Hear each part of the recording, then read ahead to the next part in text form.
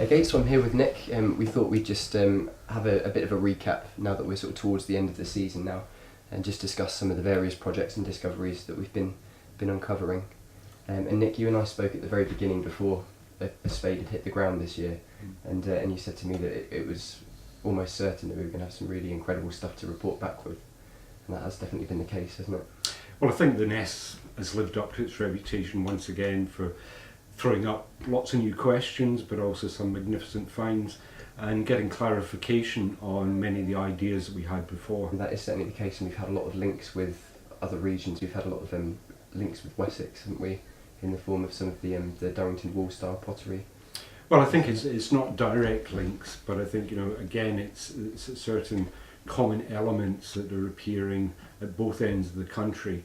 And I think that the find which really highlighted that to us this year was that little incense cup that was identified by Claire Copper.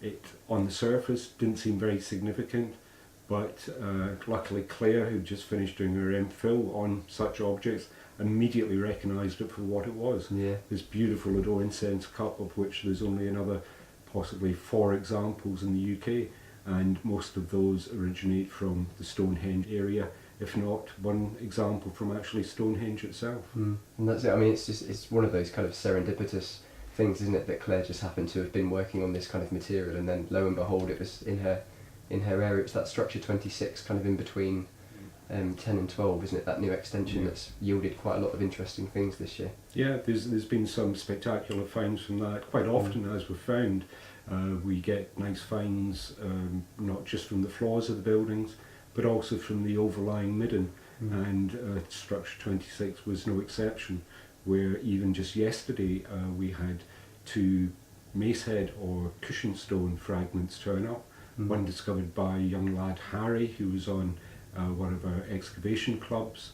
This was Harry's 3rd or 4th time back at the Ness to take part in this activity, and he was rewarded this time with probably one of the most spectacular finds of his life, this beautiful fragment of this polished on cushion stone. It was a beautiful thing as well. I was scratching around it, and it was like an odd shape, and I thought it was just a stone, but I wanted to see what it was like, and I spotted this bit as well.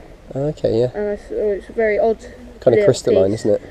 Yeah, and I had some help digging it up, and then we just found this, and apparently it was very, very rare, so I'm quite happy now. Oh, it's beautifully smooth as well, isn't it? It's a lovely thing.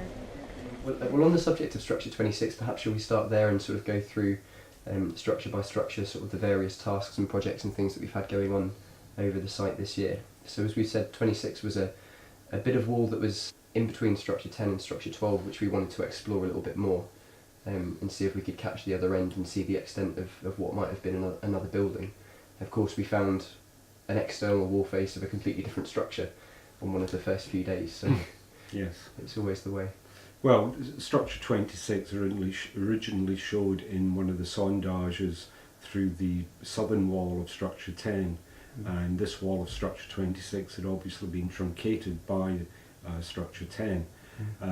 But we wanted to clarify its relationship not only to 10 but also to the eastern entrance of structure 12, this kind of ornate entrance with flanking standing stones. And the geophysics was not particularly clear in that area, so it looked as though structure 26 could have been part of something quite large and spectacular. But as we've seen, structure 26 appears to be turning into something much smaller.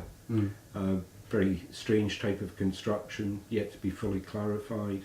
But yes, lo and behold, as you said, on that first day we discovered the end wall of yet another structure. Tempting as it is to explore this new structure, structure 30, I think that will be left for future generations of archaeologists. Trench J, which we've reopened this year, hasn't seen the light of day since 2008, is that right? 2008, yeah. Yeah, and we've been fortunate to have new members of staff and sort of teams and technologies that now have assessed that as an area that we could have another look at. And of course there's the Great Wall, or one of the ends of the Great Wall, at the bottom of that as well. Yeah, well, to Trench J, we thought we'd answered many of the questions that were posed regarding it when we closed it down at the end of the 2008 season. But since then, post-excavation has thrown up more questions. So this year it seemed the right time to reopen it. And sure enough, it is clarifying certain things. We seem to have an early Neolithic structure that isn't overlain by lots of later activity, so we can get straight down onto the outline of this building, which seems to be like a Nap of Hauer house, but on a larger scale. So one might expect that for the Ness. But its whole relationship to the surrounding wall is quite crucial to the development of the site. And with the reopening of it, there was one corner of the trench which hadn't been fully cleared, and lo and behold, when that was opened, the outside face of the curve of the great northern wall of Brodgar started to be revealed. So that hadn't been exposed previously? Not the outside curve, we had the inside curve, but the outside. So again, that just seemed to confirm that the wall seemed to be curving around along the shore of the Loch of Harry, perhaps now hidden beneath the modern day road. But I think it's interesting with fresh eyes and 10 years later down the line that hindsight is a wonderful thing. But we are noticing things about the construction of it. But perhaps most interesting this year, or one of the great finds this year, was in fact discovered in an aerial photograph taken by Scott Pike last year from his drone, and there's a very vague but definite crop mark in the kind of rougher ground that slopes down towards the Loch of Ness, and it seems to align with the expected line of the northern boundary wall, and then it curves around following the Loch of Ness's shore, and would join up with the southern boundary wall that was exposed in 2010, I think it was. And that was one of the reasons for the insertion of the extension, which has now become what we call Trench X. Originally, was to see if there might have been a continuation of the wall, or to see if we could catch a trace of it. Yes, well, in that particular area, the geophysics wasn't clear at all. I think there was interference from both the fence line and the overhead power cables. So we hoped that Trench X would catch the edge of this, because the geophysics did suggest that it should curve around if it followed the line we expected, and Trench X should have caught it. So in some ways we were slightly disappointed last year when there was nothing obvious, no upstanding remains of this great wall, but yes, we were digging basically in the wrong place.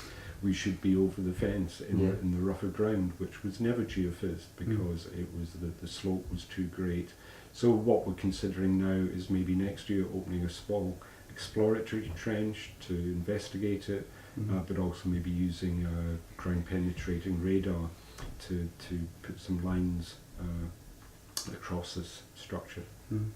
And Trench X is just perhaps very, very seldom given the credit it deserves, because it's such an incredible part of the site for the purposes of, we've got very different phasing from the slope to the top.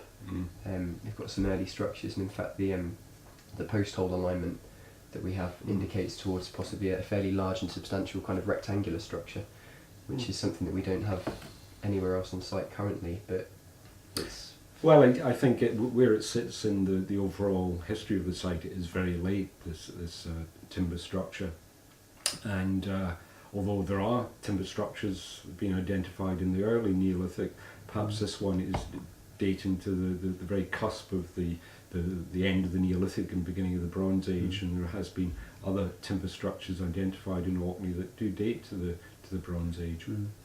But we will wait until we get some dates for it. There was some suitable dating material recovered from one of the post holes, and yes, so we'll wait for that before coming to a final conclusion. And that's always the thing, isn't it? Of course, we're always trying to establish sequencing and relationships between structures, and the way that things were constructed and the time periods during which these buildings were coming up. And we do have later material. In fact, we've had that lovely late Neolithic, early Bronze Age arrowhead that was found a few weeks ago as well, which was a nice little thing. It was, I suppose, one of the star finds from this season.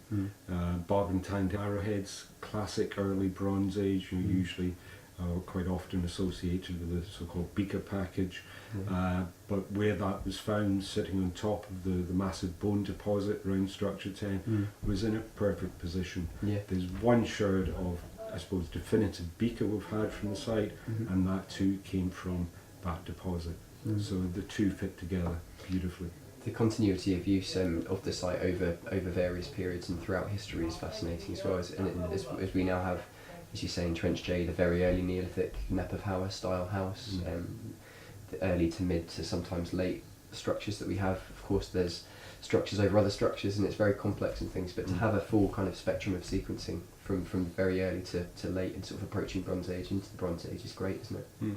Well, I think it's going to clarify, there's many questions about not only the relationship between early round-based pottery and the classic grooved ware that kind of dominates our pot assemblage, but also the end of the Neolithic, the start of the Bronze Age, what's happening there, because in Otway it's different from elsewhere, where you don't find much in the way of this kind of classic beaker package, and what you do find seems to be several centuries later than the way it's appearing down south.